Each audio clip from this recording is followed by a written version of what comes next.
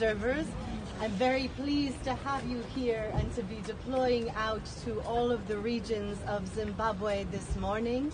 It's a very important mission that you are undertaking for the European Union, but especially for the people of Zimbabwe.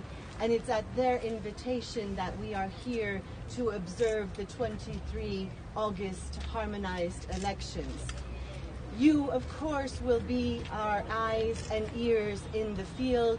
You will be meeting with all levels of interlocutors, with all political sides, to understand better how this election process is taking place, but most essentially to understand whether those principles and those standards which Zimbabwe itself has willingly agreed to are being respected and being reflected in the election process which is moving forward.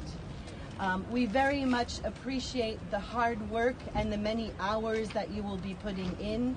I know it's very hard to be working 7 days a week with no break and no stop, but I think that by the end we hope to have a very independent, a very impartial and very reflective report which will be able to show back to the Zimbabwe people like a mirror the things that they themselves see and the things that they themselves would like reflected. So I wish all of you a very successful mission. I wish you all a very good experience. I hope that you have a beneficial time. I hope you enjoy your time. And we're here to work together as one team, as one European Union, but also as one global community to work for those standards, those democratic principles that we would all like to see in our lives. Thank you all. I wish you a very successful deployment. We have 46 long-term observers drawn from all 27 of the EU member states, plus the partner states of Canada, Norway and Switzerland.